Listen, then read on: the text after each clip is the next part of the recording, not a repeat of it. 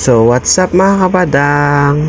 Welcome back na naman sa aming YouTube channel. So for today's video, ang topic natin is for bigasan business. So may share lang ako sa inyo ng konting kaalaman or konting tips para sa bigasan business. So number 1 na dyan, pag nagtayo tayo ng bigasan business is kailangan natin ng kapital syempre.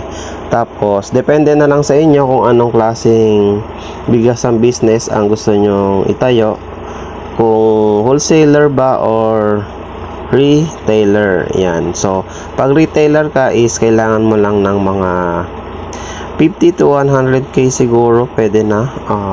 Mayroon na yung mga 50 sacks siguro. Pag sa wholesaler naman is mas malaki-laking pera ang kailangan nyo sa wholesaler bigasan business.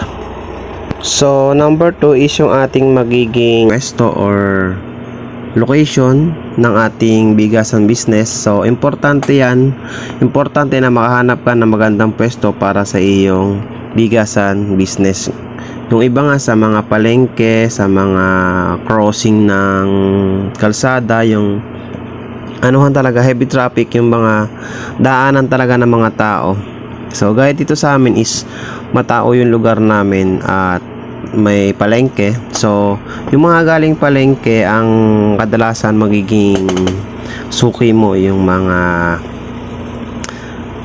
namimili sa palengke dahil hindi maiiwasan na bibili sila ng bigas dahil majority na pagkain is bigas. So number 3 dyan is yung ating suppliers. So dapat may mga suppliers tayo para sa inyong bigasan business. So ito ay napakahalagang bagay para sa inyong desisyon para makapagpatayo ng inyong bigasan business. So kailangan makahanap kayo ng maraming suppliers. So dapat din nating i-check kung paano ba ang inyong magiging transaction, yung supplier mo saka ikaw. Yan, kung meron ba silang free delivery o kaya naman for pick up. Kung meron naman silang free delivery, tapos alamin nyo kung ilang minimum ang pwedeng i-deliver, kung isang truck ba or 50 ka van, mga ganon. Tapos sa pagkakalam ko, yung tracking namin dati is 30 pesos sa isang sako ng bigas pero ngayon di na kami nagta-tracking. So mas maganda is kung meron kayong sariling sasakyan, kayo mismo yung direct sa mga supplier sa sa Bukawi, Bulacan. Yun, doon kami na pick up ng mga bigas na yan.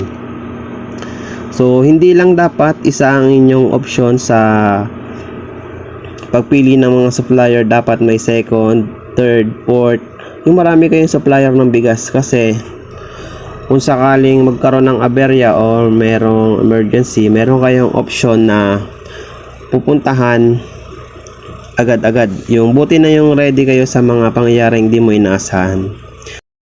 So gaya namin is marami kaming supplier ng bigas sa rice mill. So marami kayong option at pagpipilian ng mga bigas at iba't ibang presyo rin ang mga offer sa inyo ng mga rice mill. Yan. Mas maganda yung mag-iikot muna kayo sa mga rice mill.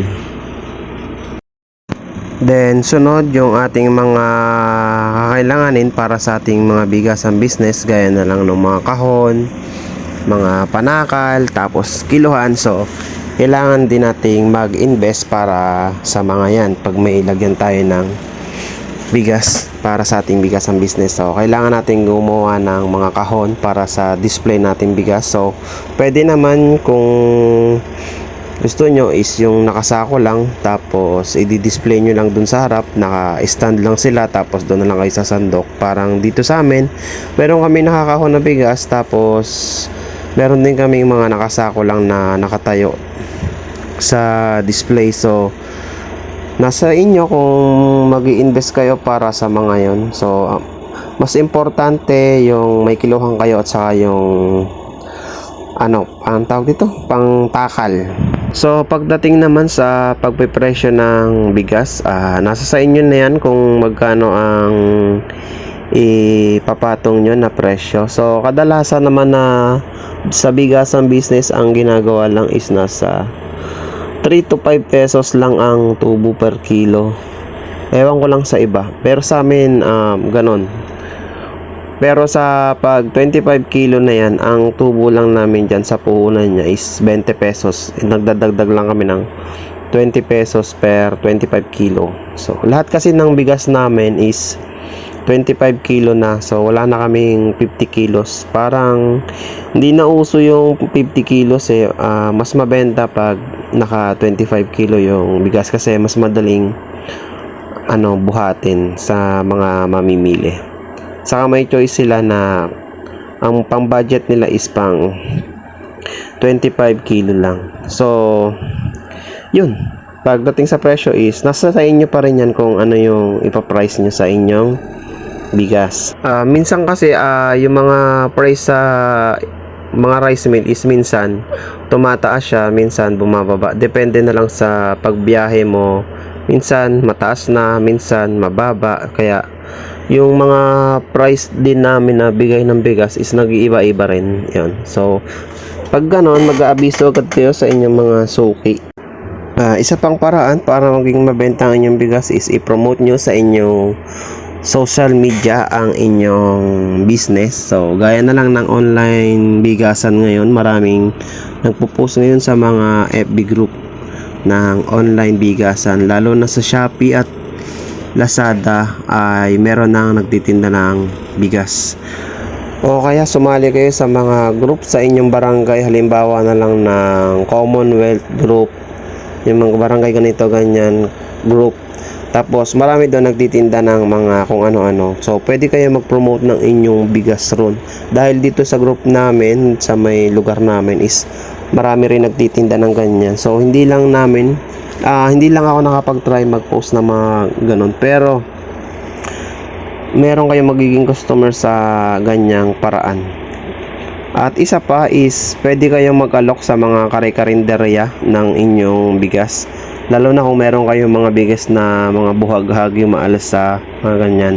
Sa mga magmamami, ganito, ganyan. So, meron kami dating suki na ganyan, yung nagmamami pares. Lakas niya kumuha ng bigas na sa 12 kaban lagi ang kanyang ino-order. Yung maalsa at buhagag. So, mas maganda daw kasi yun sa pampares mami. Yan. So, dapat meron din kayong ganong klaseng bigas tapos ialok nyo sa mga may ganong business. Yun. So, ayun lang yata ang aking maititip sa inyo sa bigasan business.